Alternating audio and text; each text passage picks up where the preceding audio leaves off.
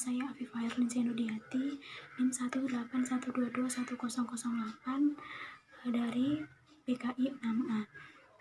Di sini saya akan menjelaskan tentang teori karir dari Annie Roy. Sebelum masuk pada penjelasan, saya akan memberi sedikit motivasi bahwa akan selalu ada hal yang berjalan di luar ekspektasimu, terkadang lebih baik atau bahkan sebaliknya. Terima semuanya, karena sebaik-baiknya rencana adalah dari Allah. Dan apapun yang sedang kamu hadapi saat ini, pasti ada endingnya. Selanjutnya saya akan menjelaskan tentang teori dari Annie Roy. Annie Roy sendiri menggolongkan seluruh jabatan menjadi dua kategori. Yang pertama itu jabatan yang berorientasi pada kontak dengan orang lain atau person oriented. Nah, yang kedua yaitu berorientasi pada benda-benda atau disebut juga non-person oriented. Selain itu, Annie Roy juga menjelaskan tentang komponen yang mempengaruhi karir. Nah, menurut Annie Roy sendiri terdapat 3 komponen yang mempengaruhi karir, yaitu yang pertama keturunan atau genetis, yang kedua pengalaman masa kecil, dan yang ketiga itu kebutuhan hidup. Nah, yang dimaksud dari keturunan genetis sendiri adalah ketika orang tua anak tersebut bekerja sebagai pedagang, maka kemungkinan besar anak tersebut juga akan mengikuti jejak orang tuanya.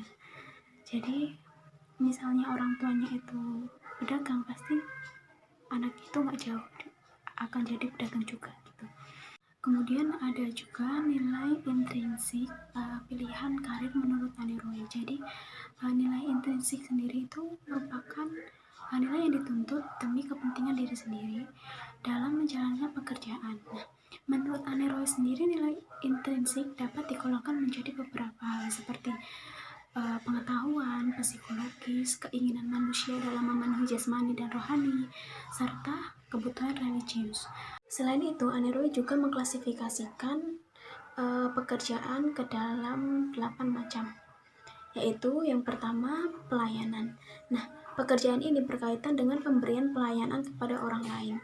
Kemudian yang kedua kontak bisnis. Nah, pekerjaan dalam kelompok ini yaitu mereka yang dapat meyakinkan orang lain serta menjual produk.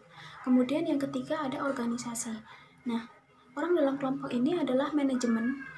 Di antaranya adalah orang yang bekerja dalam pemerintah dan yang dapat melakukan manajemen di dalam sebuah perusahaan. Selanjutnya yaitu teknologi. Nah, yang termasuk dalam kategori teknologi sendiri merupakan orang yang memproduksi, merawat, dan menemukan suatu hal yang baru.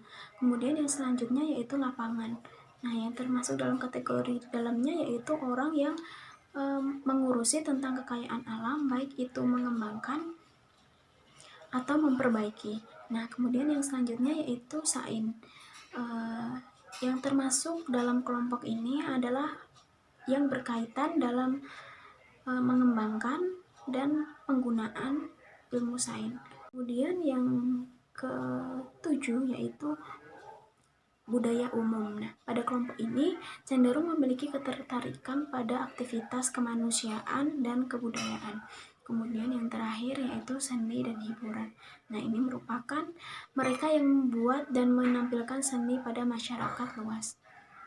Dalam jurnal ilmiah ilmu kependidikan dan keperawatan dijelaskan juga teori karir dari Annie Roy. Nah, Annie Roy mengemukakan bahwa pola perkembangan arah pilihan karir sangat ditentukan oleh kesan pertama, yaitu pada masa bayi dan pada masa awal anak-anak, berupa kesan atas perasaan puas dan tidak puas.